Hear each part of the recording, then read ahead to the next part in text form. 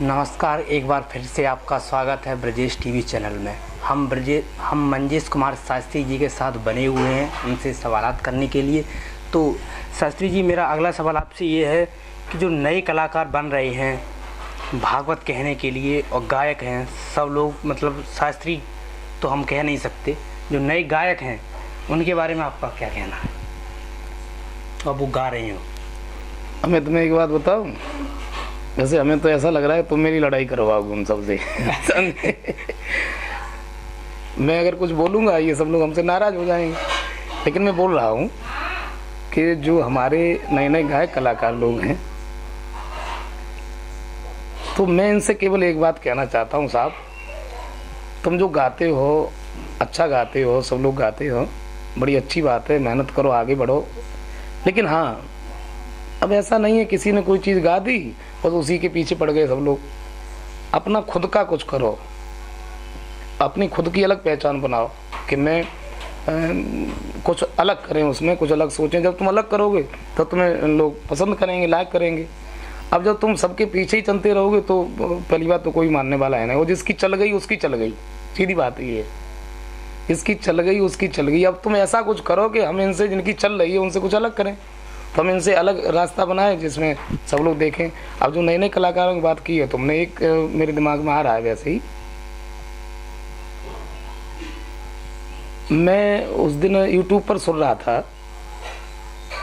जब कभी समय मिलता है तो मैं चला लेता हूँ। मैं सुन रहा था एक गीत, मैंने कई बार सुना, जबकि फिल्मी गीत, पुराने जो गीत हैं बड़े अच्छे गीत हैं जिनमें अध्यात्म भरा हुआ है, और हमारे कथावाचक लोग भी उस गीत को गाते हैं अभी। और मैंने एक बार नहीं कई बार सुना, और कई बार सुन के इतना माइंड लगाया, मैंने उसमें ये खोजा कि इसका अर्थ है क्या, लेकिन मैंने उसका अर्थ ही नहीं लगा पाया। इसका अर्थ क्या है वो पता नहीं, वो क्या सबको मालूम है, सब लोग सुनते रहते हैं वो छज्जे ऊपर क्या होता है, छज्जे ऊपर बयोरी बाजरो। हाँ, अब किसान आदमी मैं भी हूँ, बाजरा खेत में हमू करवा, अब मैं देहाती भाषा बोल रहा हूँ, बिल्कुल बाजरा खेत में हमू करवाते हैं, समझे। और किसान आदमी सवेरे शाम तक मेहनत करता है, लेकिन बाजरा को अच्छी तरह से फूल ना बैठ पाते। और जे लोग छज्जे के ऊपर बाजरा बह के और चमेली फूल खिला देते हैं, मेरी ये समझ में नहीं आता है ऐसा हो कैसे जाता है, समझे। ये गलत है। मैं ये कहूँगा चीज़ें वो गाओ जिसका कुछ अर्थ हो, वो चीज़ें मत गाओ इसका अनर्थ हो, वो गलत चीज़ है, वो समाज को। और मेरे दिमाग में तो कभी कभी ये आता है, मैं बताऊं, मैं अपने दिल की बात कर रहा हूँ। जी जी।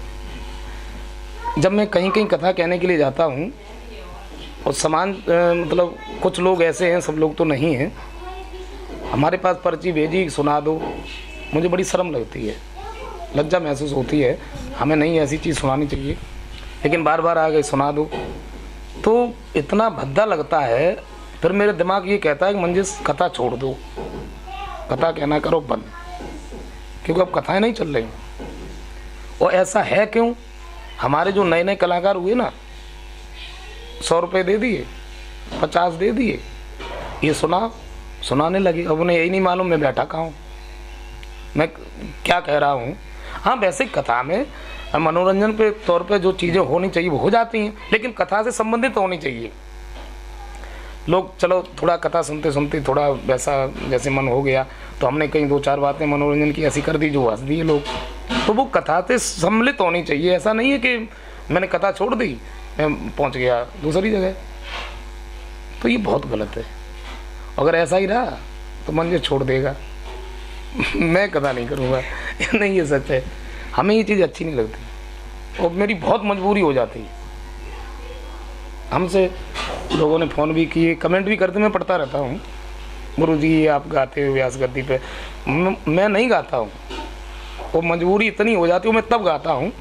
जैसे प्रोग्राम नाइट का करना मैंने करीब 5 साल से छोड़ दिया है, केवल इसी वजह से, क्योंकि नाइट में लोग कुछ करते ही नहीं, ये सुनाओ वो सुनाओ, और जो सुनाने लायक है वो भी सुनाओ, नहीं सुनाने लायक वो भी सुनाओ।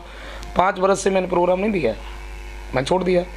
अब जो लोग बात डिमांड करते हैं गुरुजी प्रोग्राम कर दो, अब प्रोग्राम मैं नहीं करता हूँ, लेकिन जो कथा विराम का दिन होता है मैं कथा विराम करने के बाद में तब मैं कहता हूँ लोग अब तुम्हें क्या सुनना है, अब सुनो। भाई लोग यूट्यूब पर डाल देते हैं तो सुनने वाले लोग ये सोचते हैं ये बीच कथा में कह रहे हैं इस चीज़ को, ये लोग समझ नहीं पा रहे ना। मैं बीच कथा में नहीं कहता हूँ, ज़्यादा ही मजबूरी हो जाती है सुनाने की, तो मजबूरी है क्योंकि लोगों ने आदत ख़राब डाल दी। अब अंग्रेजी जो दवाई खा तो भाई देहाती भाई दवाई खाओ वो फायदा ना करे ये चीज़ है। तो भाई जो नए कलाकार हैं वो मंजिश शास्त्री जी की सलाह याद रखें, इसमें कोई ये किसी की बुराई नहीं कर रही हैं। तो इन सब से हटते हुए शास्त्री जी हम आपके ऊपर चर्चा करते हैं। आपने अपने भाई जो कि स्वर्गीय श्री ब्रजेश कुमार शास्त्री जी को एक गुरु के रूप में ज़्यादा तवज्जो दी है या एक भाई के रूप में आपने उन्हें ज़्यादा? देखो अमित जी, गुरु तो बाद में हुए, भाई पहले के थे जी। और मैं बताऊं इस संसार में भाई जैसा कोई नहीं होता है। और गुरु तो हमने तब बनाए थे जब वो मैं कथा कहने लगा था, उन्होंने हमसे बहुत मना किया, मैं इस लाइन में हूँ, तुम कुछ दूसरा काम देख लो। जब मैं नहीं माना तो वो मेरा विचार समझ गए कि हाँ ऐसे यही करना है, तो उसके बाद में तब मैंने गुरु बनाए थे। भाई तो भाई होता है। और फिर मैंने गुरु ये सोच के और बनाए, मैंने कहा चलो कोई बात नहीं, भाई है, एक दूसरा रिश्ता और बना जा रहा है। तो वो मुझे इतना मानते थे मैं तुम्हें बता नहीं सकता हूँ। मैं भी छोटा था उनसे, मैं करीब 15 साल छोटा हूँ। तो लगभग 92 में जब शादी हुई तो उसके बाद में पंकज का, बड़े पुत्र का जब उनके जन्म हुआ, कथा करके जब आते थे तो उसे गोद न लेके मुझे गोद लिया करते थे। अब तुमने जो एक प्रश्न किया है, एक हमें कमेंट याद आ गई। मैंने अभी होली गाई थी राठौर वीडियो पर, उसका मैं नाम तो नहीं मालूम है, कोई मोनू करके पता नहीं क्या नाम है। वो लड़के ने ये कमेंट लिखी कि मंजेश को बहुत बड़ी खुशी हुई है, ब्रजेश शास्त्री खत्म हो गए। समझे?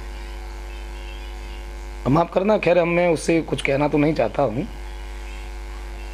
लेकिन उससे ये पूछा जाए जिस किसी का भाई गुजर जाए उसके दिल पर क्या बीती है। वो आंसू से नहीं रोता है लेकिन दिल उसका हमेशा रोता रहता है।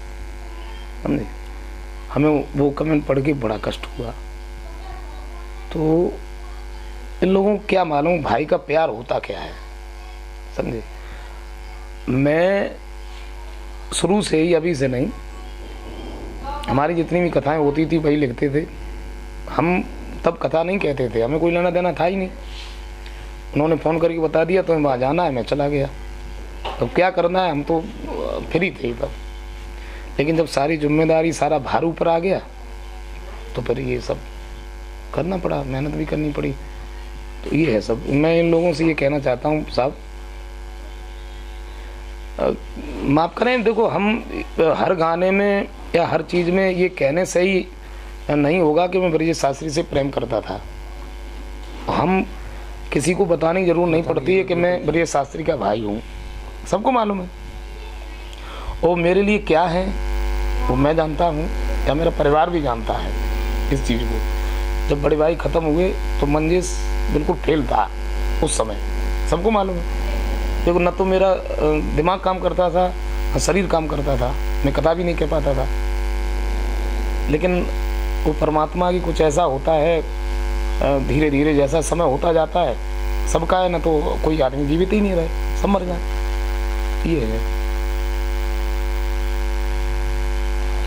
तो जो लोग भाई YouTube पर कमेंट करते हैं उन्हें ये पता होना चाहिए YouTube एक सार्वजनिक स्थल है जहाँ पर आप लोग वीडियोस देखते हैं, सभी लोग देखते हैं। तो ऐसी कमेंट करें जिससे किसी भावना को ठेस ना पहुँचे। ये मैं आपसे अपनी तरफ से रिक्वेस्ट कर रहा हूँ।